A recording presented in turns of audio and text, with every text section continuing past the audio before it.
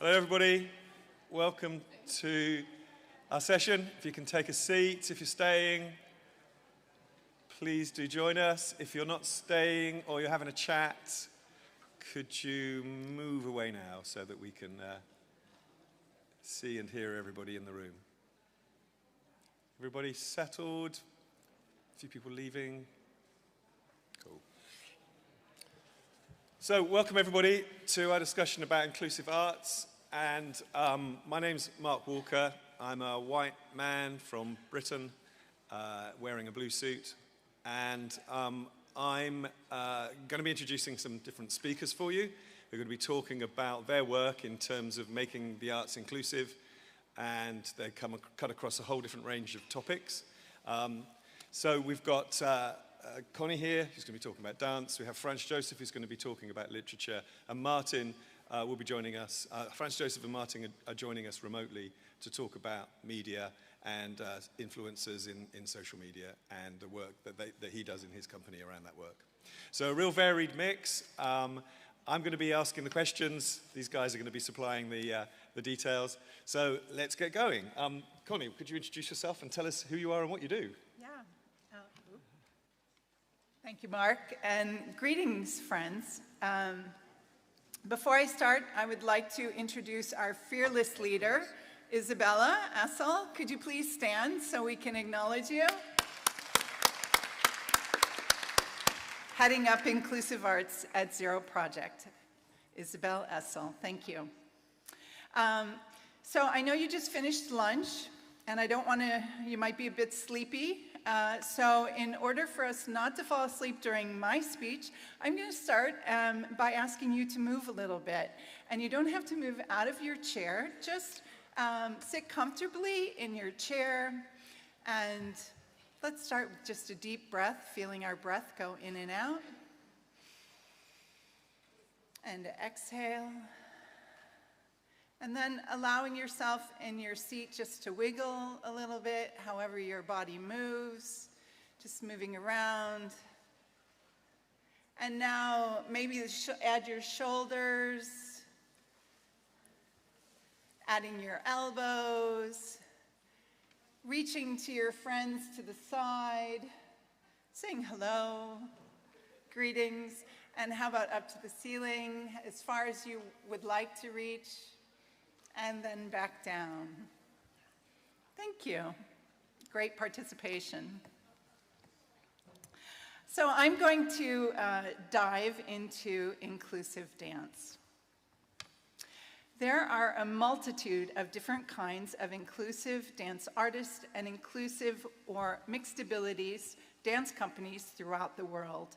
There are a number of kinds of inclusive dance company labels: mixed ability, specific disability, physically integrated, or all-inclusive dance communities. We're going to look at them as one group as inclusive dance. Dance, we see disabled dance artists and inclusive dance companies are becoming well established in the performing world and furthering inclusive dance in training, performance, scholarship, and teaching.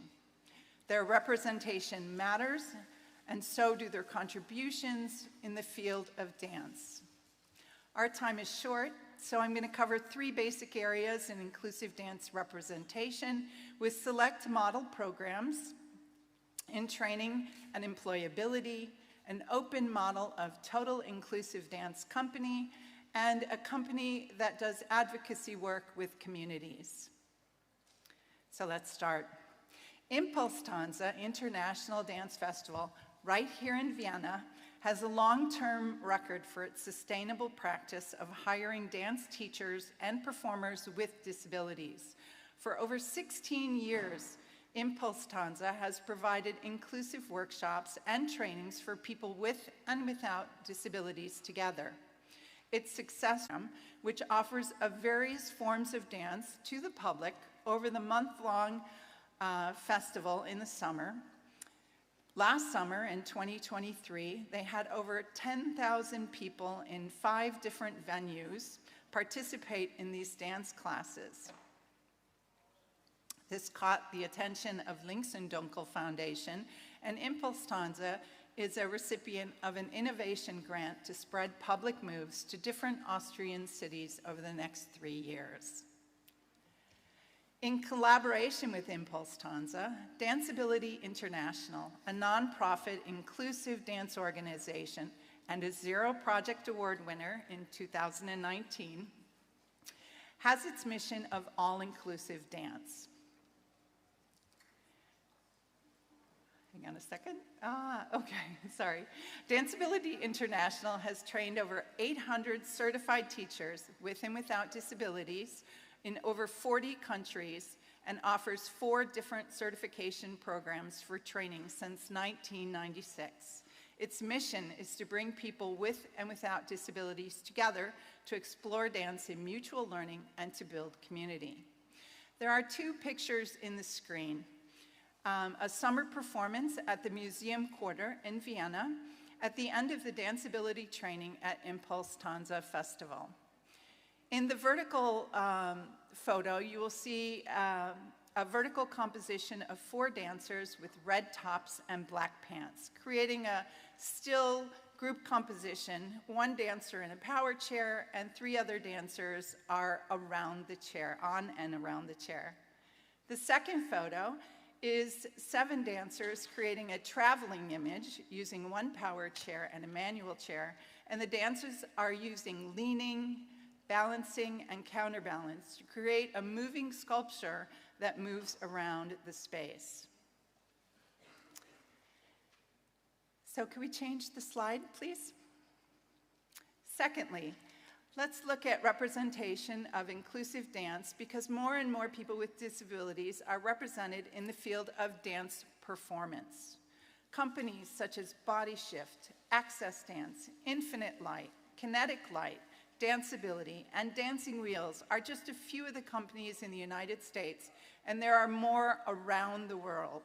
Each has their own mission and creative process. So for a moment, I'd like to travel to Trier, Germany, and talk about the Ensemble Bewegung Trier, which is going into its 24th year and models an all-inclusive structure for its dance company. Executive Director Maya Helene has 5 supportive co-leaders in this company. The company has over 17 active dancers with and without disabilities, and over the 24 years has had over 50 dancers in their company. Ensemble Bewegung has performed many evening-length performances, shorter performances, created dance films, and even throughout COVID, the company met on Zoom and created work through that platform. The dancers are paid for their external performances as well as additional work in costumes, music, film, directing, social media, photography, and organizational work. Ensemble Bewegung has a unique open audition process. No one is turned away. Each dancer must commit themselves to attending the inclusive dances, rehearsals, and classes. There are many entrance levels for all dance levels of training, and every role can be danced by every dancer in the company. So here are 2 examples of an evening-length performance called See You Shortly, and C is spelled S-E-A. In both photos, the background is actually a dance film that they created at the sea. In the foreground of the one picture, there are 7 dancers with and without disabilities in a line dance, following each other with arm gestures in the air in their summer casual clothing. The second photo shows a trio of dancers in a triangle with one dancer reaching to us with his hand in the foreground and 2 dancers in dresses and a beach hat dancing in the background. Can we change the slide? Thirdly, let's look at an inclusive dance as its representation to advocacy work. Some dance companies create specific choreography in relation to disability advocacy work. In Dancing We is a community dance group program out of Disability Pride, PA, and has been creating site-specific dances and workshops since 2018. Based in Philadelphia, where the disability community is higher than any other city in the US, and disability is highly correlated with corresponding city poverty rates. In Dancing We creates workshops for public with many entrances for many levels of dance training in the same workshop. We have a pay-as-you-like policy, so everyone who wants to dance in the community can dance. One site-specific dance was performed in a main Philadelphia train station. 14 dancers with and without disabilities flooded the train station for 2 hours, performing still and moving images. So people in the public could watch the performance or they could walk through the performance. Here are 2 photos from that performance. In one photo, you see 2 men dressed in white clothing and walking towards each other. One man with low vision is using his white cane and slowly moves toward the other man. The other man, his arms out, gesturing in front of him. And in the background is an advertisement with the post, "One size does not fit all." The second photo is of 3 young dance artists all in white clothing. The 3 dancers pose and create an image in the performance using variations of lunges. And a young person from the public, dressed in tan pants and a jean jacket with a headscarf, joins them in their shape. These types of site-specific performances allow the public to witness people with and without disabilities dancing together in an opportunity to shift their perspective of who can dance. Inclusive dance still has a long way to go as we still face disability stigma, ableism, funding, and accessibility. We must continue to move forward in training for and by people with disabilities in dance, employment opportunities in companies, and making theater stages and audience spaces accessible. It is important that inclusive dance continue in its forward motion in our arts economy. Make no mistake, inclusive dance is growing, and we're here to stay. Thank you. Thank you. Thank you, Connie. So I'm struck a couple of things. One is, obviously we're talking about an art form where people are expressing themselves, and I'm guessing one big part of what we're doing is talking about how people with disabilities are engaged in the actual performance themselves, and the value of that to them. Can you say a bit about what you see people getting from being part of the arts? Because that's the goal, isn't it? That's the prize, really, is that people are part of that performance. That's a great question, Mark. So when it comes to the arts, we're talking about self-expression, and I believe everyone has the right to self-expression. And so in dance, we use the body, and we believe that every person can express every movement and every emotion. And we use interpretation and relativity to make that possible. And so are they taking control of their representation as well? Is that part of the story for them? I guess that's the beginning of that representation piece. Yeah, it's about empowerment in the arts, and along with self-expression. So to validate people in their own expression, within their own bodies, within their own abilities to create their own work in movement.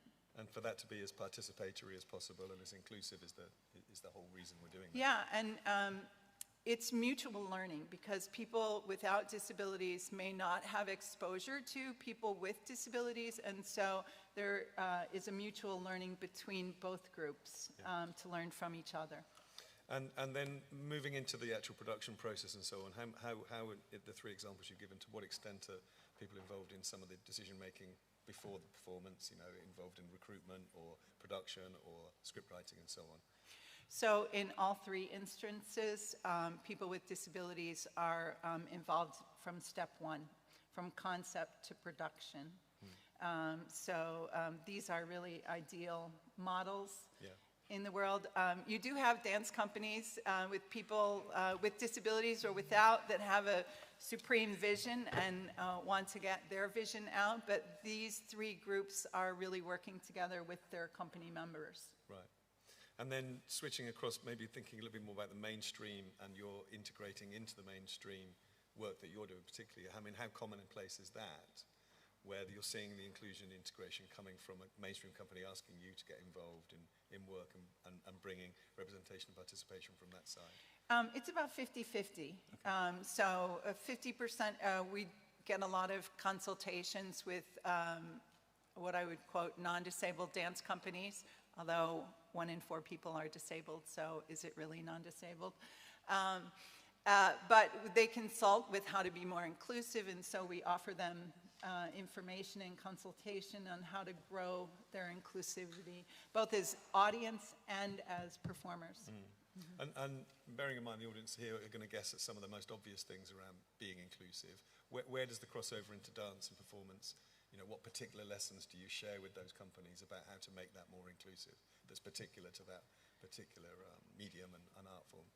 Well, I think the first thing is, especially in dance, because historically the body has been a particular look in dance, right? So to disregard all this,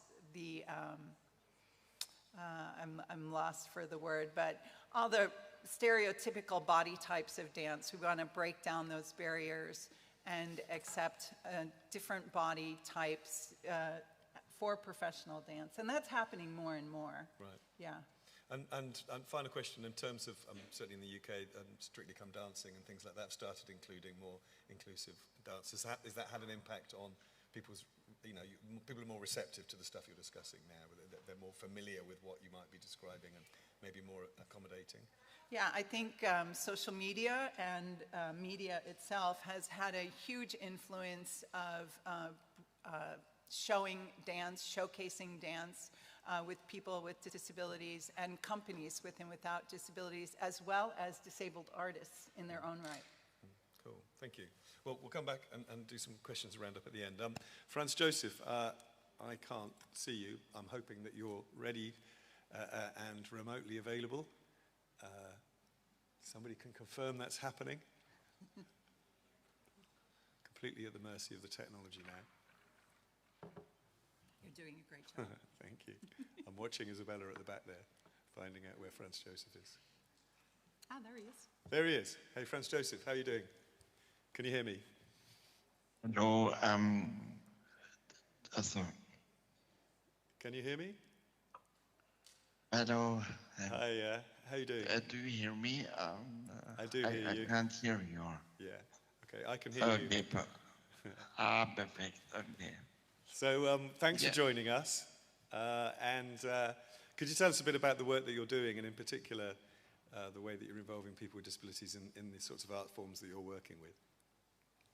Yeah, we're writing like this, and we found it 2007 Literacy Award, and Thomas Braunschweig, and we were searching people with learning disabilities who are writing texts, and we found great talents, 3,000 talents in this year, and every year we have a ceremony. Next slide, please. Yeah, we have a ceremony where the texts are presented, and this year is on the 21st of March. We are invited in Vienna, and yeah, 21st is beginning of spring. It's the day for people with Down syndrome, and it's also the European Day of Poems. It's the day.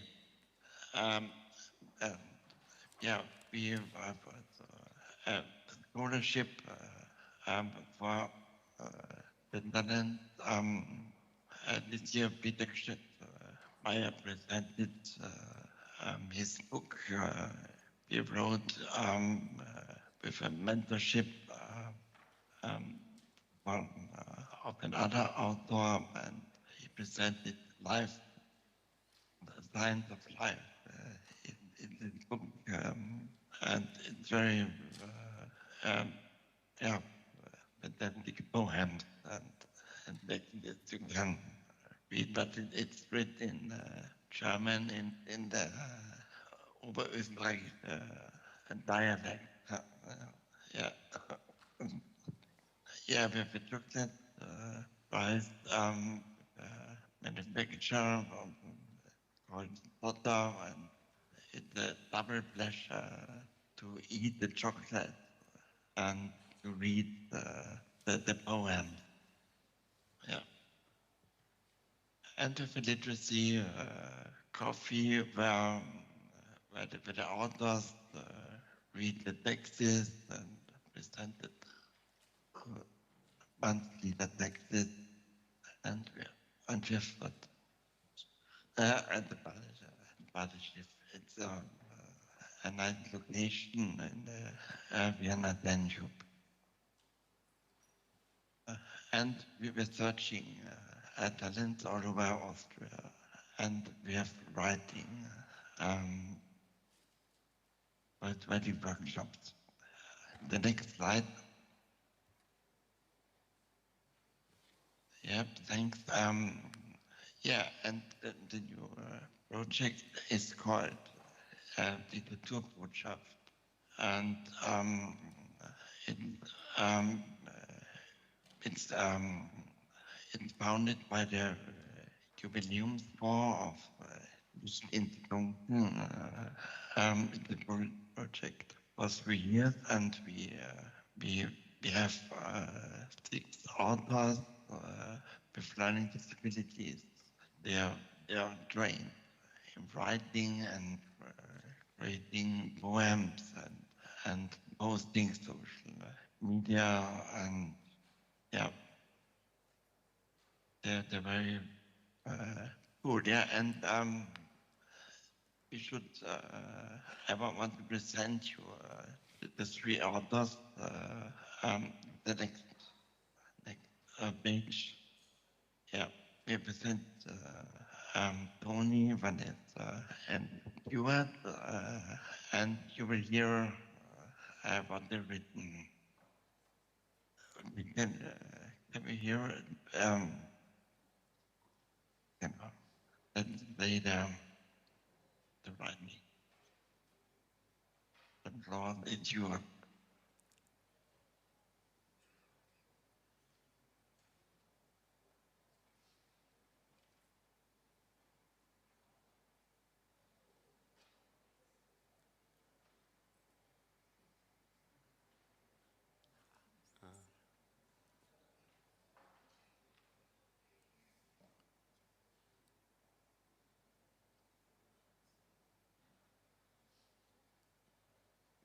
Do you know whether we can get sound?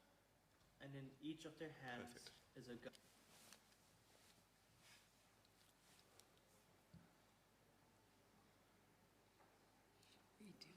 And then there were none.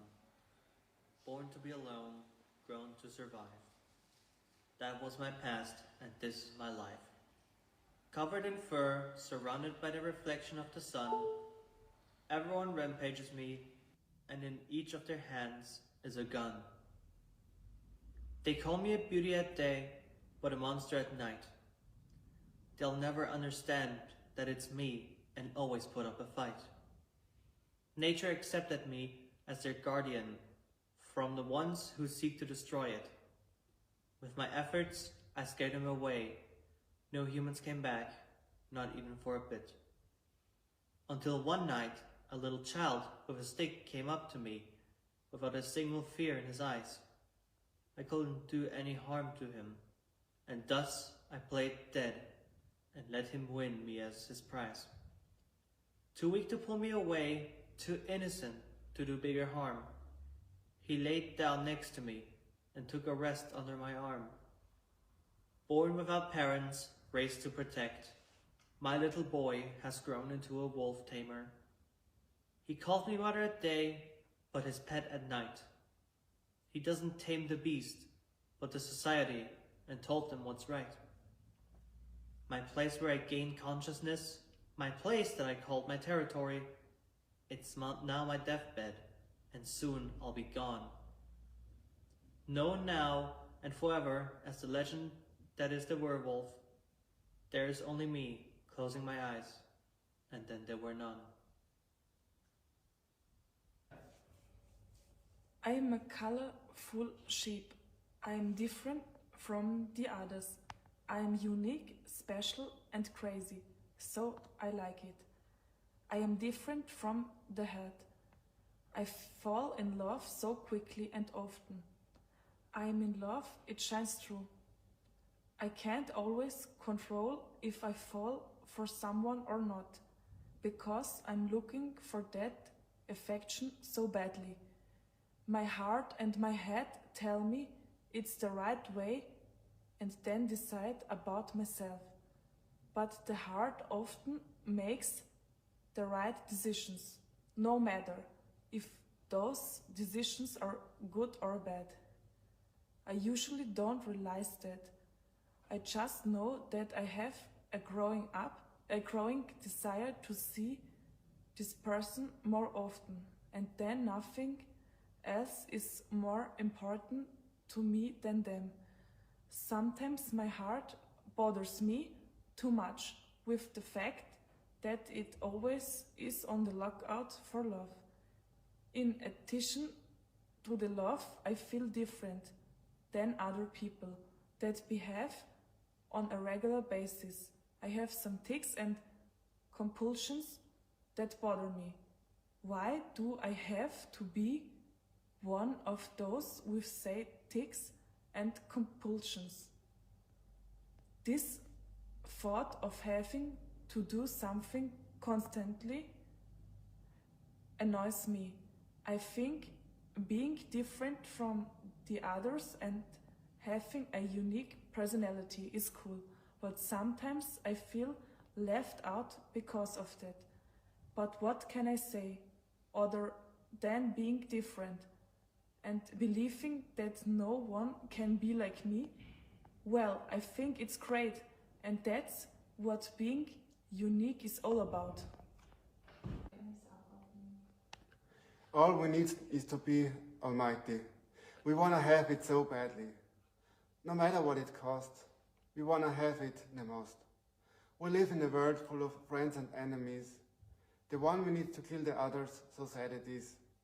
The many resources and the lots of money we pay to shoot. The problem is, if one power starts, the other has to follow suit. I'm here to inspire you to think about something. We can decide between peace or fighting. We can decide between death and frightening. We can decide between loss and wealth.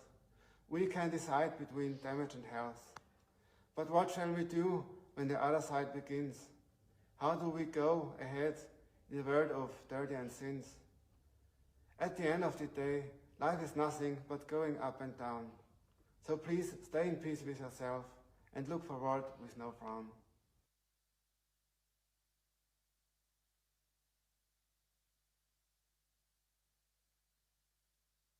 John.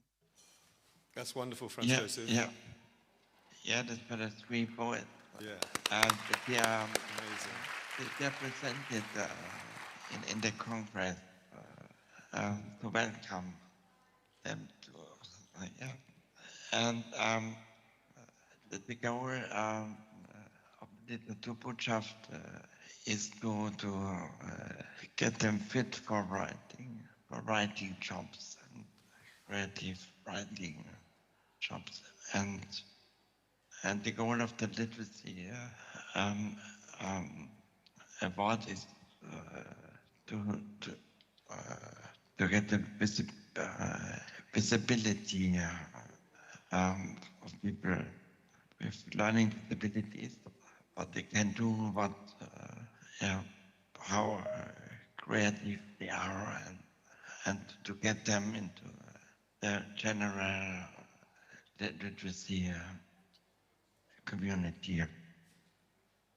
That's fantastic, thank you. And just a brilliant example of how the arts can enable people to express themselves and tell their own stories and be empowered in the way that you're doing is wonderful, so thank you. Thanks. Next, we have Martin. If we can switch across to Martin. Hi, Martin. Are you there? Joining us online. Hello, can you hear me? I can. How are you doing? I can't see you. Oh, there you are. Good. I can see you now as well. I'm good. There we go. How are you? Martin, could you introduce yourself? Tell us a bit about who you are and where you are as well. I know that you're not in the building, so tell us where you are and what you do.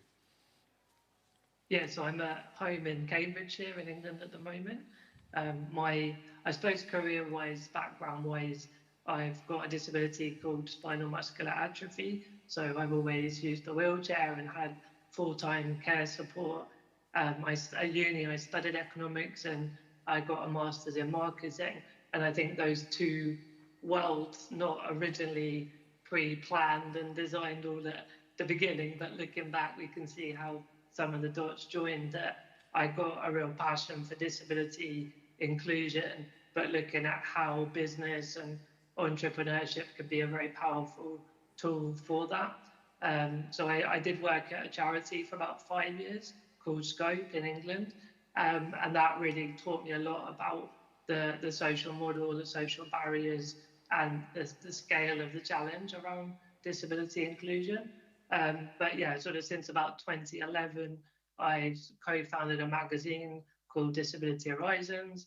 There was a travel company somewhere back a few years ago that we got investment and we sold that to Airbnb. And I'm currently the co-founder and CEO of Purple Goat, which is a brand marketing agency. So very sort of potted history of all the different disparate parts that have come together. But the passion and the purpose has always been that desire to create a fully inclusive world. So Purple Goat in particular, I know the work that you do.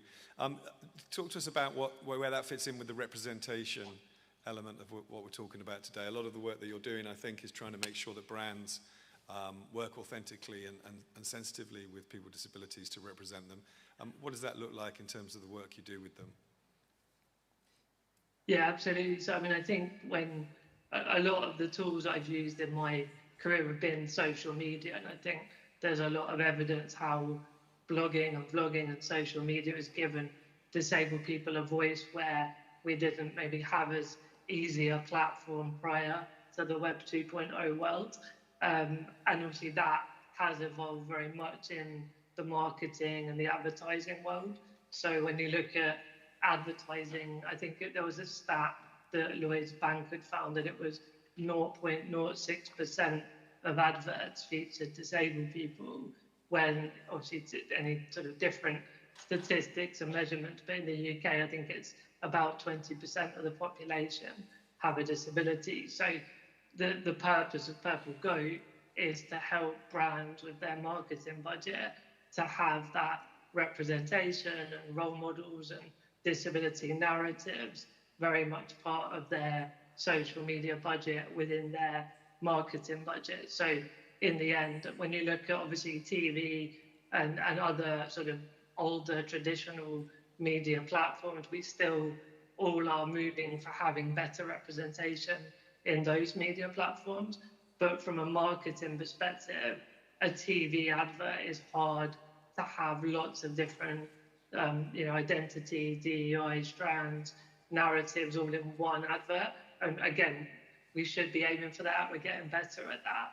But the beauty with social media marketing campaigns is you can work with different communities and reach out to different communities within that. So there's a lot around how we work with influencers. That word can be a bit subjective and sometimes a bit woolly, but essentially it's people that are on Instagram or TikTok. They're creating really interesting content. They're building community. They're making change in their own way. And we're helping them connect with the larger global brands to amplify those conversations. So there's obviously the business cases there, why the brand should do it, but there's also very much a social impact, consequence as well.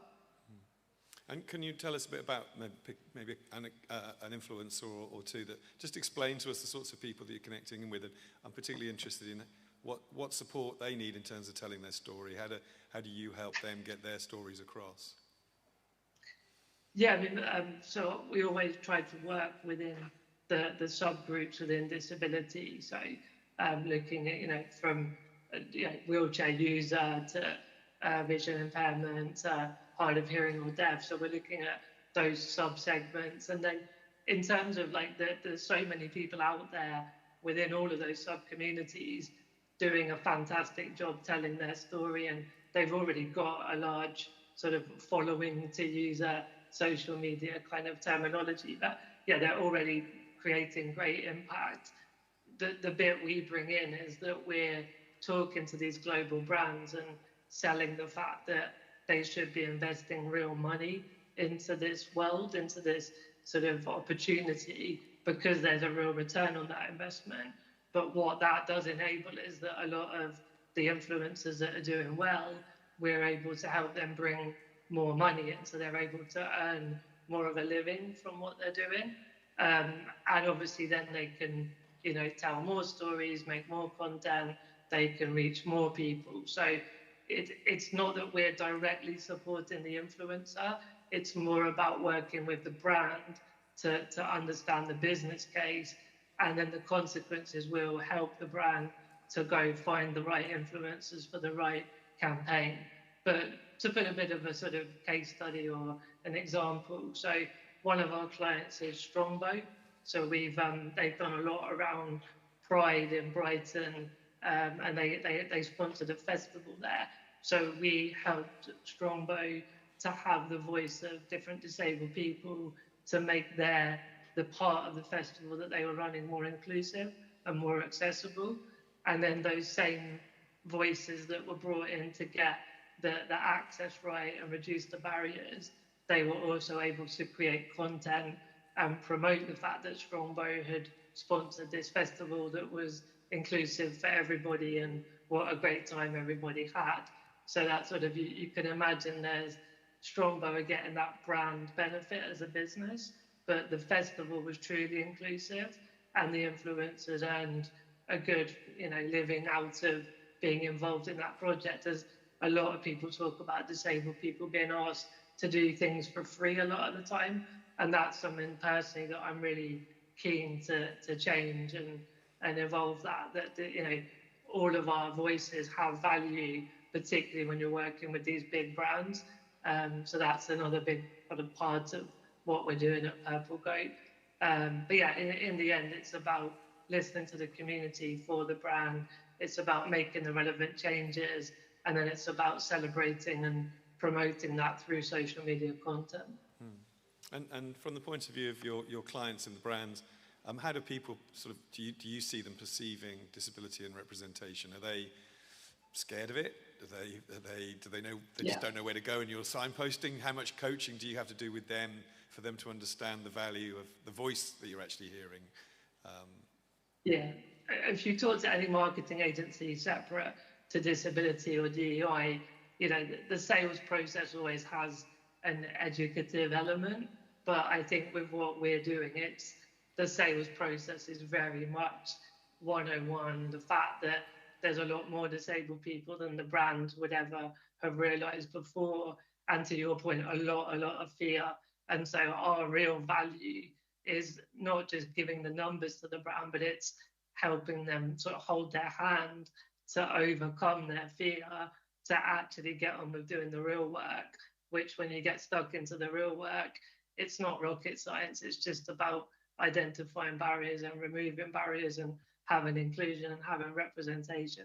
So fear is probably the biggest objection that we get in the sales process, but thankfully more and more brands are willing to take that risk and overcome their fear. And yeah, we've worked with a lot of brands, and we've had award-winning campaigns, and in the short time Purple Goat's been going, we've made a lot of positive impact. And I know there's other organizations doing lots of similar work. So there's definitely a tidal wave of change happening right now, I think. Sorry, in terms of the representation, how much control does the person who's the social influencer, how much control do they retain over the messaging and the voice that you're giving them? And when that's a trade-off, I guess, in a commercial sense. But how much is that line being drawn by you or the brand or the influencer? Yeah, so I mean, if ultimately the brand is their budget to run a campaign to a degree how they would want to do it. And also there is evidence that we have that the more freedom you give the influencer to have creative control over their own message, the better that content performs and the more reach and engagement and click-throughs and all the kind of marketing metrics that we work with is very data-driven behind the scenes as well. So sometimes brands want more control, but when they insist on that, there can be a negative consequence for the success of the campaign. So over time, they're learning to let go a little bit and enable the influencers to do what they do best, which is to tell stories and get the word out to their own communities. And I think that's a trend we're seeing in influencer marketing with or without disabled people. Yeah, that the authentic nature of that dialogue, I guess, is what the audience wants as well, irrespective of what the brand wants. The brand is seeing that because the audience wants to see real people telling real stories. And I guess that's the power of the storytelling that the influencer has. Yeah, if you've got a very sort of polished, specific campaign, I think consumers see through that and they prefer that more real, authentic. To your point there, authenticity is probably one of the biggest important pillars of influencer marketing. Great, thank you. Well, thank you, Connie, Franz Josef, Martin. We've been across a broad spread there of how people with disabilities can be represented in different media, in different spaces, in different art forms, having control over the space in terms of the storytelling that's part of the space and the medium that they're working in. I'm going to introduce Petra over here. She's been drawing a picture of what we've been talking about. So tell us what you've heard and seen and how you've turned it into pictures, Petra. Hello. Just waiting for the screen to pop up so everybody can watch. The camera has to find me, I guess. I will be trying to be quick because we had some really, really exciting and interesting insight to realistic representation of persons with disabilities in arts and media. Remember, take a deep breath, feel your body. Dancing is a form of expression of yourself, and this is why we heard about 3 ways of including people with disabilities into dance. One was Impulstanz, a festival in Vienna, where we see dancers and teachers with and without disabilities dancing together, performing together. And they're now trying to spread it out of Vienna to other places. The other way or the other form would be dance companies. So companies that have dancers with and without disabilities who perform on a regular basis, like Ensemble Beweg Grund Trier. And last but not least, an example from Philadelphia where the dance company goes out into the public to make advocacy for people with disabilities. And we saw some nice pictures there to inspire us. Literature, I think you heard the poems that were read from Ohrenschmaus. Ohrenschmaus actually means your ear eats something. So there is an award being handed out every year on the 21st of March, beginning of spring, and also the day of poetry. And a very Austrian thing we heard here is that there is Literaturcafé, so literature coffee, where the various authors read from their text, and they also receive training to make it a professional life, make their literature professional life. And I just picked one thing I heard from the poems: the heart always makes the right decision. So isn't there a power in poetry? Great. And last but not least, media. Representation of people with disabilities in media. Who could be the better influencer for topics and for everything you want to say about your life better than people with disabilities? And Connie told us about his passion of bringing people into media and having a marketing agency and really on a professional level supporting influencers to be present, to be seen, to be heard, because it's a big chance. The web 2.0, is a big chance because classic television is kind of old-fashioned and does not see that there is hype opportunity, there's marketing opportunity, there's 20% of the population that can be targeted. So, great thing to open our hearts, everybody to each other, and have people representing themselves. That's it from my side. Mark, back to you. What a talent. I can't see the pictures closely enough, but just a fantastic summary. Thank you, Petra. Rounding up, really, I just want to pick out a couple of things. First of all, we've talked about a number of different art forms, different media. I think there's a couple of things in there that really jumped out at me. One is the ability for people to be able to express themselves, unmediated, to be involved in the process, to have control over how they and the people around them are represented in lots of forms. And then probably I hadn't thought of this when we were planning it, but the link into the professional nature of that and being able to turn that into something that you earn a living from, that there is a direction of travel there for employment. So there's the pleasure and the art of being involved in the art form, but there's also the possibility of leading to something that you can do for a living. And I think that's a great circle to create, if you can, for people to have control and agency in that for themselves is such a powerful thing. So I think there's a wonderful mix there. So huge thank you, Connie, Franz Josef, and Martin. I hope you can hear me. Huge thank you for joining us as well. And once more to mention to Isabella for helping us, inspiring us and pulling that panel together and making it so wonderful. So thank you, and thank you to all of you for joining us today. Thank you very much. Well done. Thank you.